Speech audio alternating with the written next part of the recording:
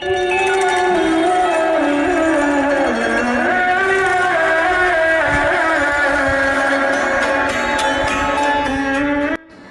All, ഇതൊരു variety മുരിങ്ങക്കോൽ avial കറി ഉണ്ടാക്കുന്ന റെസിപ്പിയാണ്. നമ്മൾ തൊലിയോടുകൂടി മുരിങ്ങക്കോൽ അവിയലല്ല ഉണ്ടാക്കാറ്.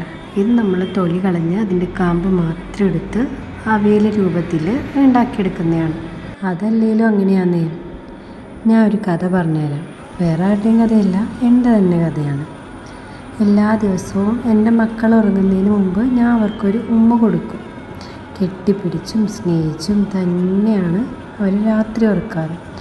അതുകൊണ്ട് ഞാൻ ജോലിയൊക്കെ കഴിഞ്ഞ് വരുന്നവരെ എത്ര വൈകിയാലും അവരെന്നെ കാത്തിരിക്കും.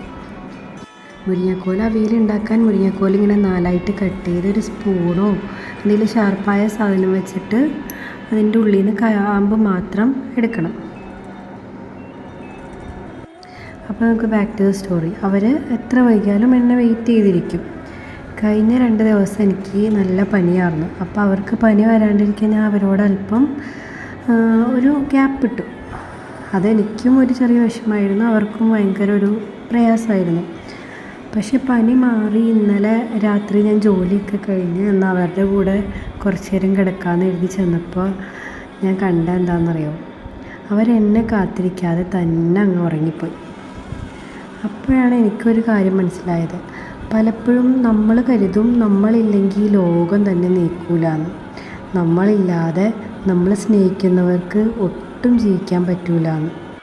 ഒന്നുമല്ല, സത്യം എന്താണെന്നറിയാമോ?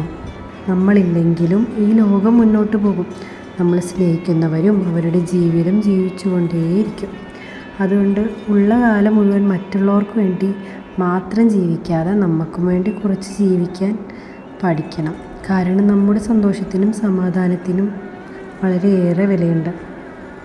അവിയൽ ഉണ്ടാക്കാൻ തൊലി കളഞ്ഞ് മുരിങ്ങക്കോൽ മാറ്റി വെച്ചതിന് ശേഷം കുറച്ച് ഉള്ളിയും തേങ്ങയും വെളുത്തുള്ളിയും ജീരകവും കാന്താരിമുളകും ചേർത്ത് മിക്സിയിൽ അടിച്ച് ഒരു പാനിൽ കടുക് പൊട്ടിച്ച് ആ മിക്സ് അതിനകത്തേക്കിട്ട് വഴറ്റിയതിന് ശേഷം നമ്മൾ കാമ്പെടുത്ത് വെച്ചേക്കണ മുരിങ്ങക്കോലും അതിനകത്തേക്കിട്ട് വേവിച്ചെടുത്താൽ നമ്മുടെ സൂപ്പർ മുരിങ്ങക്കോൽ അവിയൽ റെഡിയായി. മുരിങ്ങക്കോൽ കടിച്ച് പറിച്ച് തിന്ന് മടുത്തെങ്കിൽ ഇങ്ങനെ ഒന്ന് ട്രൈ ചെയ്ത് നോക്കൂ. ഇത് സൂപ്പറാണ് കേട്ടോ, ടേസ്റ്റുമുണ്ട്.